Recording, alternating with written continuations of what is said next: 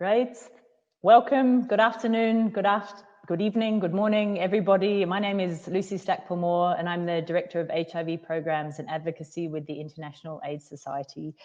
Welcome to this session. It's a very exciting session for us, and it's called Getting to the Heart of Stigma. What does it take to have an impact at scale? And we're thrilled today to be joined by a fantastic panel to help the IAS launch a new initiative we have that's really around consolidating the global evidence base and contextualizing that evidence base in 4 African countries, in South Africa, Kenya, Malawi, and Zambia. And so without further ado, I'd like to really thank our panelists for joining us today. It's an inspirational and very experienced group of people, and we're really honored that they're sharing their perspectives and time with us today. In terms of who's on that panel, we have Professor Adiba Camaralzaman, President of the International AIDS Society and the Dean of the Faculty of Medicine at the University of Malaya, Malaysia. We have Justice Edwin Cameron, a retired Justice of the Constitutional Court in South Africa. We have Dr. Laura Ferguson, a Director of Research at the University of Southern California Institute on Inequalities and Global Health. We also have Kate Thompson, the Head of Community Rights and the Gender Department at the Global Fund here in Geneva, Switzerland. And we also have 2 fantastic representatives from Zambia. Firstly, the Right Honourable Given Katucha, who's a Member of Parliament in Zambia and a member of the Unite Global Parliamentarians Network. She's just currently having some challenges connecting, so hopefully we'll be able to welcome her soon to the session. And last and certainly not least, we have Thomas Muchimba Butenshkon, I hope I've pronounced that correctly. He's a musician and HIV activist who originates from Zambia and is now living in Denmark as well. So what a fantastic panel, and thank you all so much for joining us today. In terms of the session, each of the panelists is going to speak to 2 questions. The first one is, what does it mean to get to the heart of stigma for them personally? And the second question is, what will it take to get to the heart of stigma at scale? And so what I'll do is in between each one, introduce the following speaker. And at the end, we do have an opportunity for a few question and answers. But I would also encourage everybody listening to please join the conversation on social media and add your response to those 2 questions using the hashtag Heart of Stigma. So thanks for joining us today. We're going to start with the IAS President, Professor Adiba Camaralzaman, who essentially would like to be introduced as an HIV physician and long-term activist and advocate in these issues. Adiba, thanks for joining us today. Over to you. What does it take to get to the heart of stigma at scale, and what does getting to the heart of stigma mean to you? Hi, Lucy. Hi, everyone. I'll take the first question. I'll take the first question first, which is, what does getting to the heart of stigma mean to me? I think, as we heard from the film, the speakers before this, getting to the heart of stigma means getting to the heart of lack of knowledge and the fear. I think, nearly 4 decades of the HIV, there are still a lot of people who, because of the lack of knowledge around HIV and the inherent fear that they have, develop the stigma to others who are living with HIV.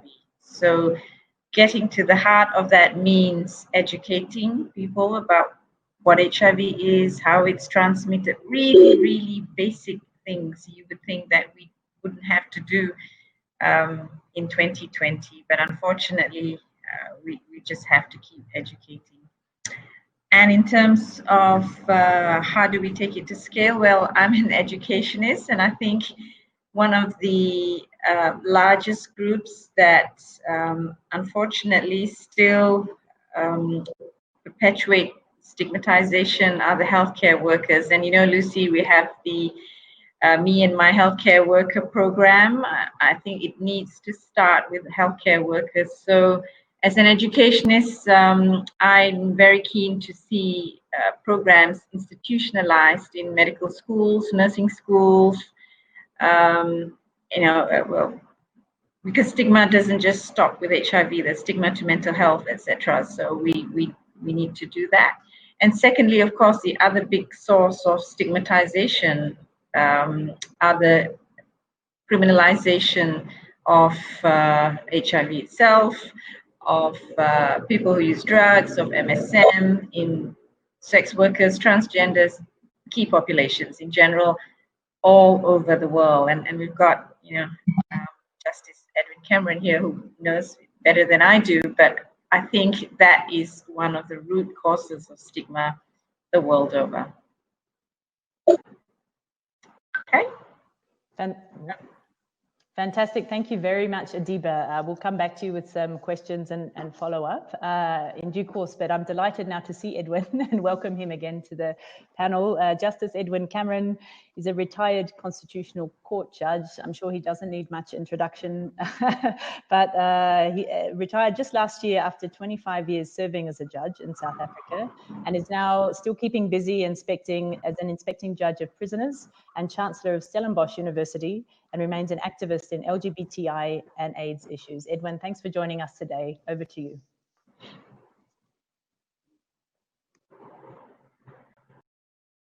Hang on, Edwin, we can't quite hear you still from the mic. Okay.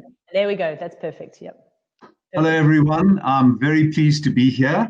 I'm very pleased to meet Professor Adiba, and many of you are old comrades, particularly Kate. Kate and I go a long way back as comrades living with HIV and fighting the battle for physical survival, and more important, as this session shows, Lucy, and it's a very important session, also fighting the battle for mental survival, which is what stigma is about. I do agree with what Professor Adiba has said. Stigma's hurt and sting lie in the brand that it burns into the forehead of the other. Racial, cultural, gender, orientational, disability, religion, age. It is a brand of rejection and denunciation of the other as inferior. It is ostracism and rejection. What is distinctive about stigma in AIDS is the moralistic condemnation that it entails. We are all scared of contagion, rightly and rationally so.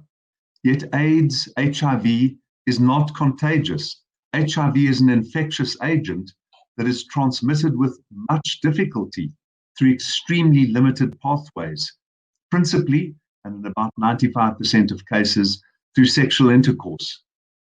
And here is the key. It is in this sexual intercourse, sexual congress, the connubium between two human bodies, that the reason for the special stigma of rejection and condemnation lie in the case of AIDS. Sexual moralism condemns others for having sex in a way and with another that they consider inappropriate, immoral, unethical, or unbiblical. In many cases, it condemns them simply for having sex, even with consenting adults in private, with another consenting adult in private. There are many forms of contagion that do not evoke sexual moralism. Most conspicuous of these is right now COVID-19. Though there is COVID blaming and there is also COVID stigma, it is not combined with vindictive accusatory sexual moralism. It is therefore infinitely less harmful, infinitely less potent. In AIDS, the particular potency of sexual moralism is magnified because without treatment, AIDS is almost invariably fatal. Kate, why are you here this afternoon? You're still living. I'm so pleased. And I'm pleased that I'm living too, 21 years after starting ARVs, long before most of my fellow Africans on this continent. And I'm very pleased to say, this is just a quick insert, that almost 5 million South Africans are now living because of antiretroviral treatment.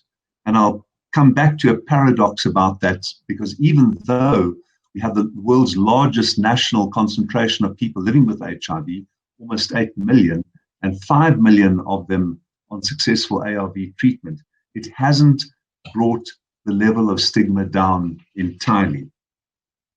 So there we know that AIDS is fatal, but it can be treated. Getting to the heart of stigma in AIDS, therefore means, in my mind, confronting the sexual moralism that lies at the heart of stigma.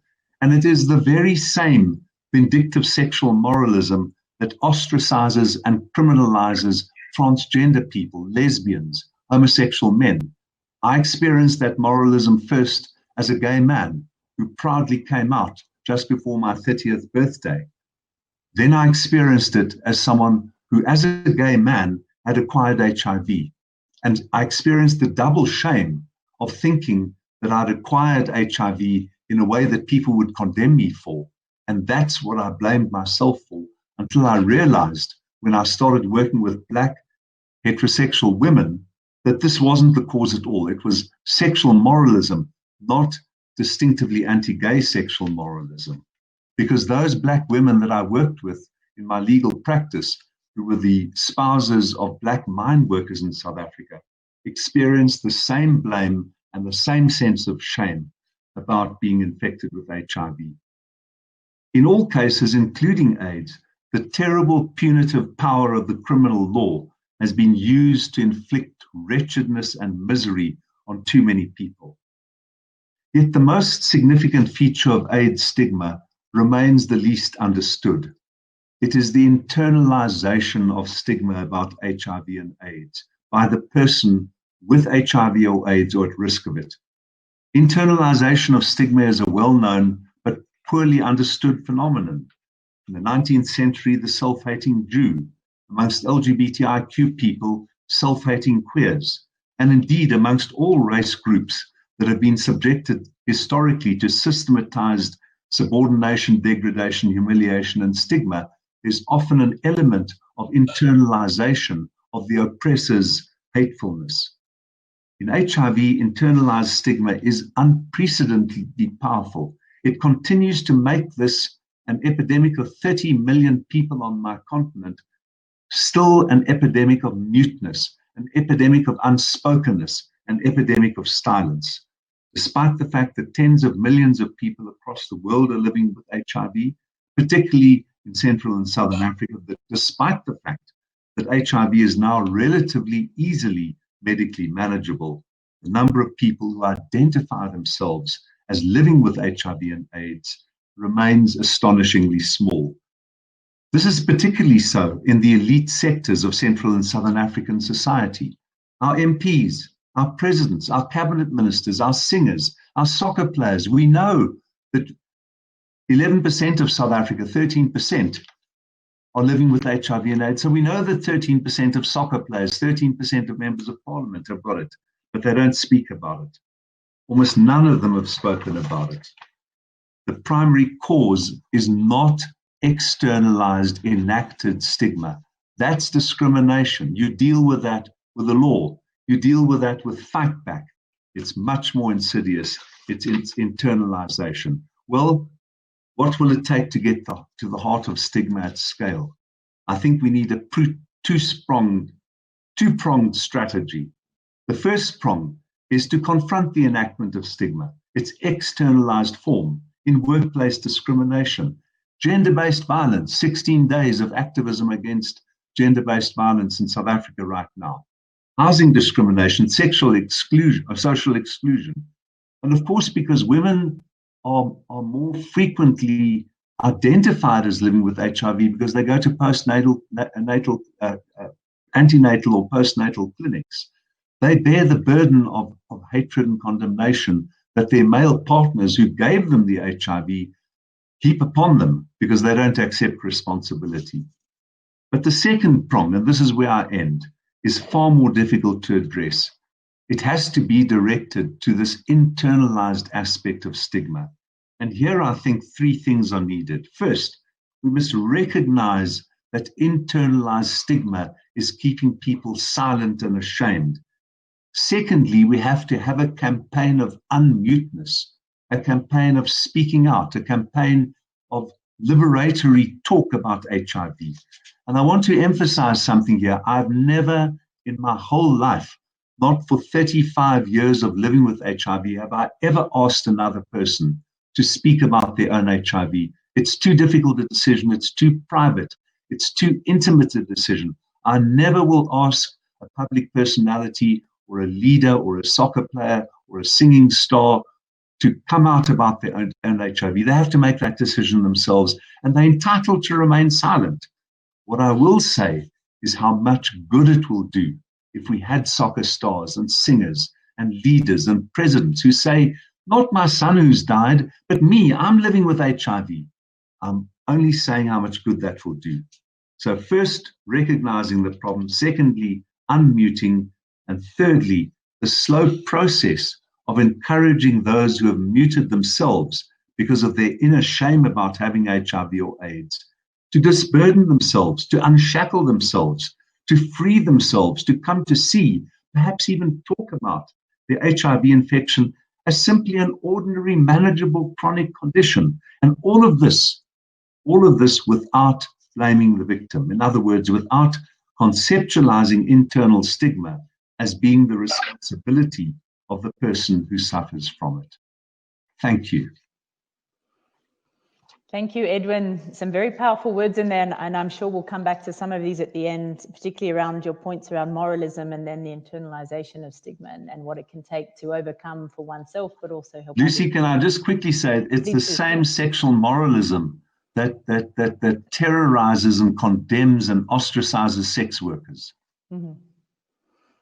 No, and I think actually one of the questions, I won't ask it now, but maybe I'll ask it and you can speak to it later, but is how stigma, it can be attached to something different, right? But that feeling is almost universally the same about feeling belittled or ashamed or smaller than oneself. And that'd be an interesting thing to think about for the panel. I did have one other point, but I'm going to hold it off for the next one. So we don't run short of time. Thank you so much, Edwin, for being here today.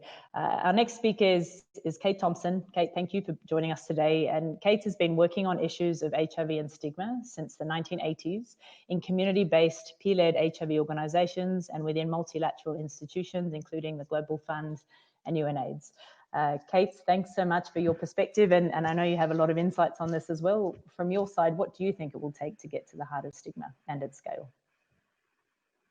Thanks, Lucy. Can you hear me okay? Yes. Great. So it's always a privilege to speak after or be on the same platform as Edwin in particular, but it's also a bit daunting. So, but Edwin, thank you for reminding us of one of the slogans that we basically used to always talk about and show at the beginning of the epidemic, which is silence equals death. And I think that really resonated for me with what you said. And I think we all know stigma is pervasive in all settings, and it operates on a personal and interpersonal, organizational and structural levels. But at the end of the day, as you said, Edwin, the effect on the individual who's being stigmatized can be devastating. I've seen it happen to many people I love. I've had it myself. And we often talk about the need for HIV responses to be person-centered in order to be effective. And therefore, if we don't get to the roots or to the heart of stigma and understand its complexities and then work to address them, we're never going to achieve truly effective responses to HIV.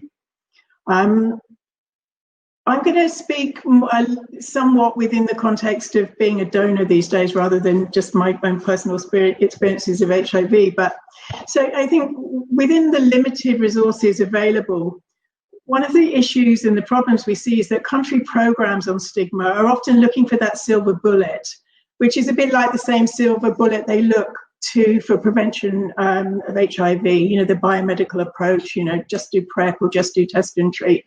So this approach to stigma has resulted often in sporadic one-off stigma interventions that don't get sustained over time. And we know this doesn't work, because stigma does require that comprehensive and multi-pronged responses. So to get to the heart of stigma, we first of all need to know our stigma epidemics. We need to understand what's happening, how they're manifesting in different settings and contexts, and at all those different levels. And importantly, what Edwin's spoken to, their intersectionalities. Because unfortunately, a lot of stigma reduction efforts don't focus on that intersectionality of stigma as it relates to marginalized social positions and identities, for instance, race, ethnicity, sexual and gender identity, and importantly, criminalization. So not taking into account those varied manifestations of stigma makes programs less effective. And in addition, we're not doing enough to really act on the immediate legal obligation of non-discrimination on any grounds, and to demand accountability for actions that are the result of stigma. And so efforts to regularly generate evidence around stigma are also quite poor and insufficient in their scope and their depth.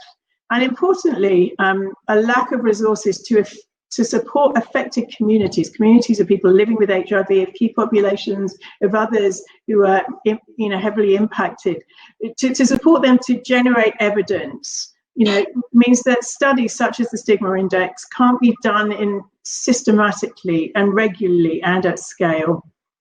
So for me, getting to the heart of stigma is also then, once we've generated the relevant evidence and properly understood the breadth and the depth and the diversities of our stigma epidemics, we should then be using those learnings and insights to inform comprehensive programmatic efforts across multiple settings and levels, undertaken by multiple partners, with communities always at the centre and in the lead.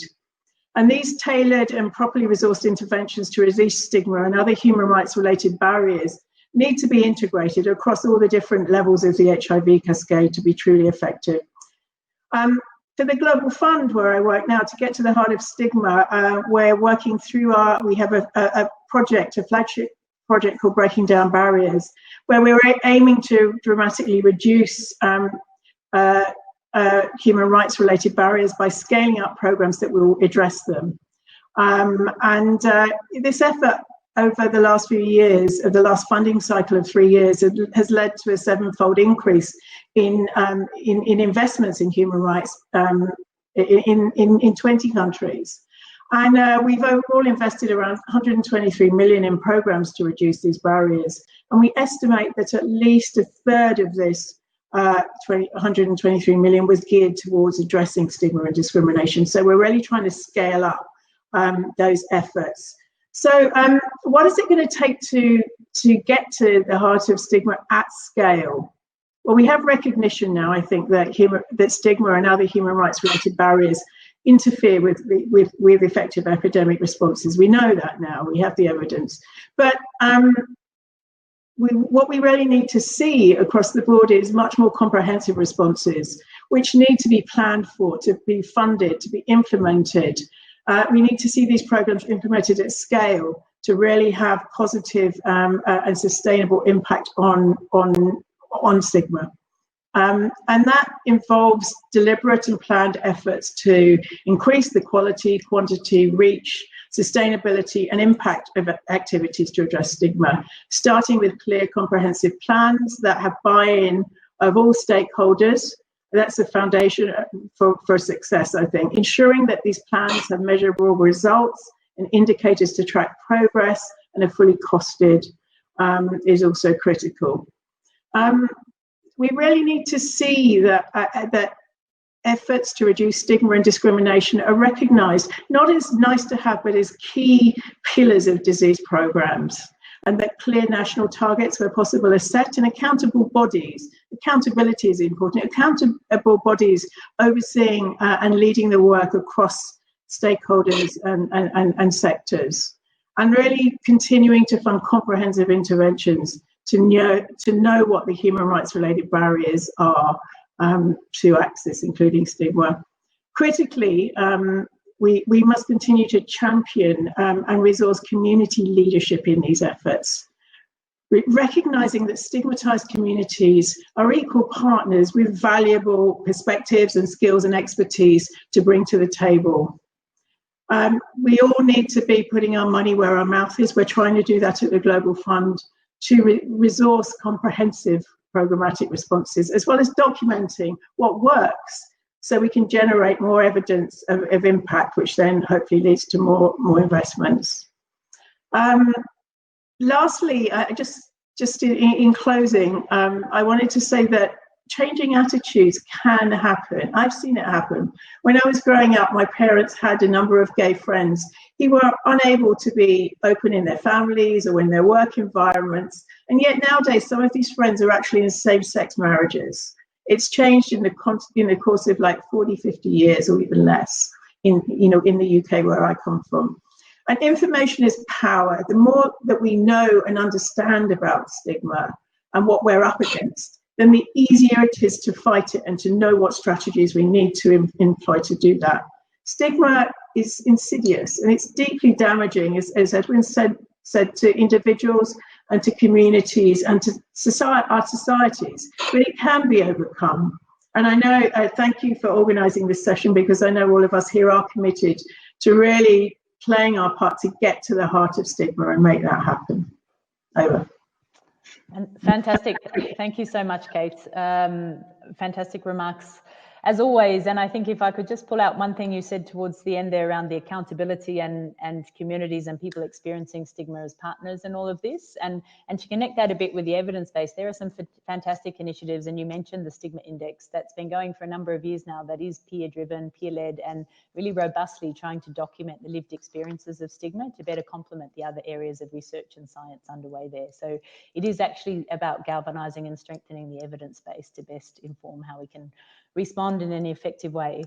And I think you also mentioned this notion of a comprehensive response to get to scale. And in some ways, that's a little glimmer of insight about the composition of this panel, actually, because if you look at this, we have some academics from different backgrounds and different ways engaged in the global conversation. We have global health funding with the Global Fund representation here, and we have the justice sector, the structural laws and policies dimension, and then the arts and culture section with Thomas and his musical experience. So in a small way, and how we're going to go about implementing this body of work with the IAS, we're actually trying to use this as a way of bringing together multiple perspectives and expertise and actors who can be profoundly influential in doing something to address stigma at scale.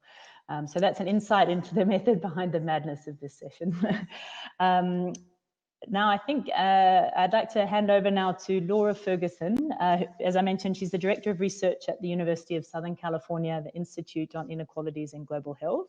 And Laura's research focuses on understanding and addressing health system and societal factors affecting health and the uptake of health services, as well as developing an evidence base on how attention to human rights can help improve health outcomes. Thanks for joining us today, Laura. Over to you. Thanks very much, Lucy, and it's such a pleasure to be here as part of this panel. And I think it's a really exciting group of people that you have brought together. So I think, for me, getting to the heart of stigma, it means getting to the heart of human emotion and human behaviors. We're talking about disentangling and tackling some really difficult issues such as fear, shame, prejudice, and the sexual moralism that Edwin spoke about. And we have to address the ways that these are manifest at all different levels, from the personal to the structural. So it does mean understanding self-stigma, again, recognizing that we don't understand it sufficiently to date. We know it's rooted in fear and in shame. It means understanding stigma enacted by others stemming from prejudice and also from fear. And the thing is that these fears, the shame, the prejudice, like all of this leads to harmful behaviors. Stigma manifests in discrimination. Discrimination manifests in human rights violations. And so getting to the heart of stigma means putting an end to all of this. And, Kate mentioned this, we've been talking about stigma since the very beginning of the epidemic, and we still haven't really figured out what to do, right? And so what do we need? Well, I'm one of the researchers on the panel, so I think we need to start by taking stock of what we know and what we don't know. And you just rightly pointed out, there are some very good examples out there of programs that work and of processes that are effective. And we need to have those documented. But we have a very fragmented evidence base around, first of all, how different types of stigma affect different populations and in different places.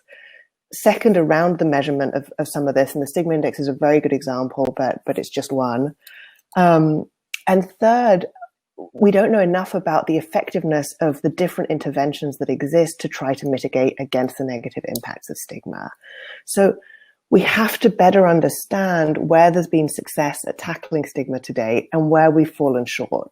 And in both of these, we have to understand why, right? And that means research on laws and policies, on health behaviors, on human psychology, on so much more. And of course, on how it all fits together and how it plays out in different places, and ultimately what this means for trying to affect change, right? Research is just a starting point. There has to be research to inform action, and then we have to know that the action itself is grounded in evidence, right? So how you take this to scale, I think, is like the $1 million question, right? But once we figure out what we know and what we don't know, I think the next step is that we need everyone on board. And again, that's why I really appreciate the composition of the panel. I think the research community will be critical in helping to fill knowledge gaps and to keep generating new knowledge as this work evolves. Law and policy makers obviously have key roles in creating conducive legal and policy environments that protect against stigma and discrimination. Program implementers, we will have to design, implement, monitor the interventions that we know can work. We've spoken already about educators and health workers and the key roles that they play. And funders have to commit to this. Kate, I so appreciated your comments. We know that implementing contextualized interventions at scale is a massive challenge, especially when we're talking about changing personal and societal beliefs and behaviors. So it's going to take money, and it's not a quick fix. And I think for all of us, we have to recognize that these have to be long-term commitments. And of course, at every step of the way, this has been said, community have to be at the heart of this.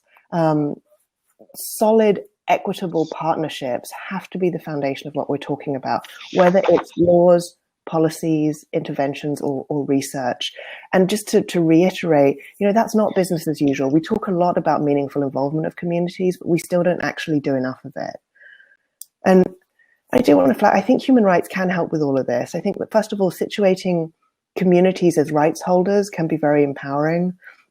And on the other side, I think that rights provide this framework for helping governments to prevent the types of human rights violations that can result from stigma and discrimination. And similarly, and this has already been mentioned, the framework can also be used for holding governments to account if they don't prevent these violations. And I do think that issue of accountability is really important. So it's an incredibly useful framework for all the broader action that has to happen. But ultimately, we have to find the role that everyone can play. We have to leverage all of our collective strengths across disciplines, across sectors, across geographies, across really any other difference you can possibly imagine.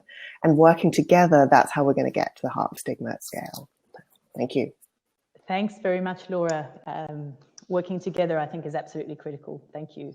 I see now we have, I hope, the Right Honourable Given Katuta, who's been able to connect finally. Can I just check? Welcome, Given. Are you able to hear us? We can see you. We can't yet hear you, but welcome to the Yes, session. I can. There we go. I can. Sorry, so much. I had challenges. Well done for persevering, and thanks for joining us.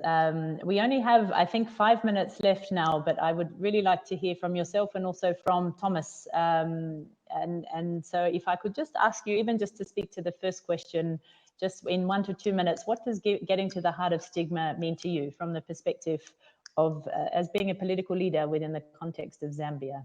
Over to you, Given. Just a short response, please.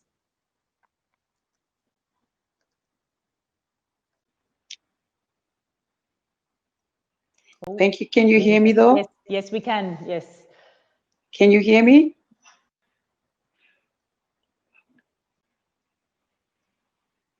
You can. Sorry, I must apologize for struggling with my gadgets. Actually, I'll quickly speak to what stigma has been doing to people in Zambia. And oh, shame. I think we had what a tease that is. Anyway, I think it's probably unlikely the Right Honourable Member of Parliament is going to be able to reconnect. So I'd just like to thank her for her time, and I hope we might be able to record her remarks and share them through social media and other things after this session. But so Thomas, you've been patiently with us the whole time, and thank you very much for joining us today. We would like to close with your song as well, so we'll have that bit of you as well. But if I can now come to you, and as a musician and an HIV activist, and your experience in Denmark and also as a child in Zambia. From your perspective, what does it take to get to the heart of stigma at scale, and what does it mean to you personally? To me personally, you know, the whole thing, if you want to talk about stigma, is just so difficult because it starts with yourself, which means that everybody, as you even can see in the movie, everybody's experiencing different types of stigma. You know, there was a girl saying she didn't feel stigma at all, and there was a guy saying that he felt a lot of stigma. And for me, I can only speak for myself when I'm saying this.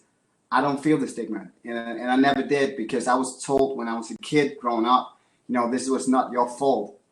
This was just something, you were in bad luck. And where we are right now, you know, I can always tell people that, you know, I'm not dangerous. So you don't run a risk of getting close with me. I mean, of course, I run a risk in every relationship I'm in, but I know that HIV is not part of that. I mean, it could be because I play too much music and I like to sleep late and stuff like that. But seriously, I mean, HIV is not going to be part of my problem, because it's not.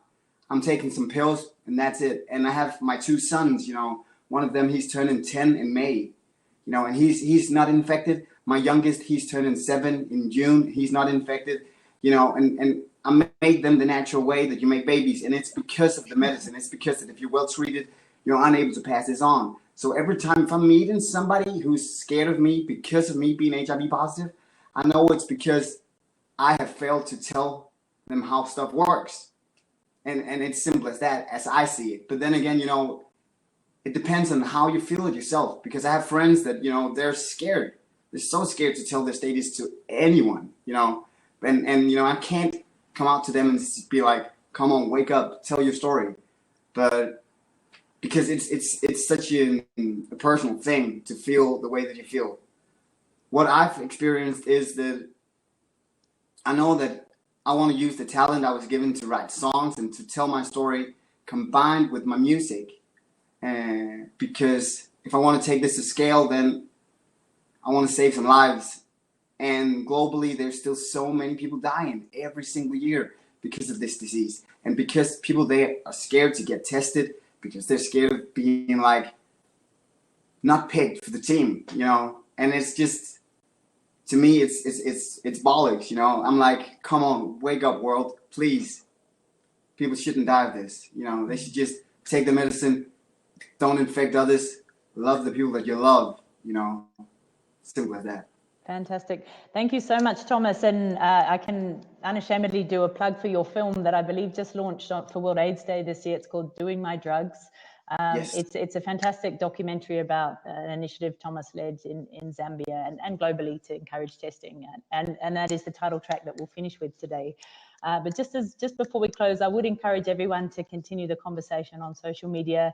Hashtag Heart of Stigma. Please do add your perspectives on this or engage with some of the questions that we didn't have a time to get to today. And I actually thought I was chuckling away when Edwin talked about an unmuteness campaign. And I think in this age of Zoom and digital technology, that has a whole new resonance actually this year. But I think really around visibility and courage and stepping out of the shadow is all part of this. And very specifically just about the project that we've all collectively joined to launch today through this session, it is focusing on 3 angles that have been critical to the discussion today. One is around the evidence base and effective action to address internalized stigma.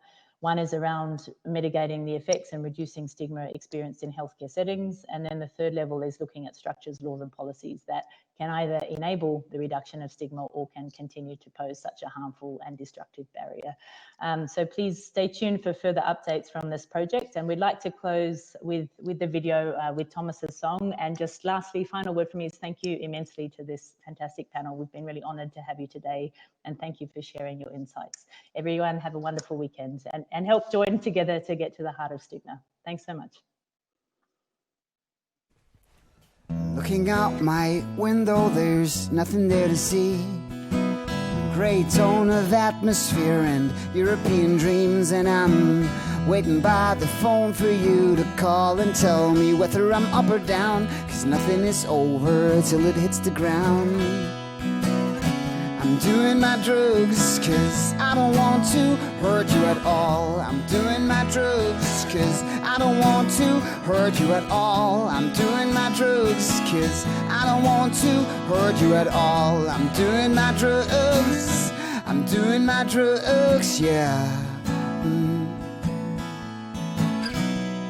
The kids are in the garden, and I can tell you're happy 'cause your smile is so immortal. Like the day we fell in love. If all of this is postures, I'd love to work with you until we're done, 'cause nothing is perfect like a home run. I'm doing my drugs 'cause I don't want to hurt you at all. I'm doing my drugs 'cause I don't want to hurt you at all. I'm doing my drugs 'cause I don't want to hurt you at all. I'm doing my drugs. I'm doing my drugs, yeah. And I could have been the circles and the paper and the pen, and you could have been the perfect and the paper and the pen, and we could have been the surface and the paper and the pen. Oh,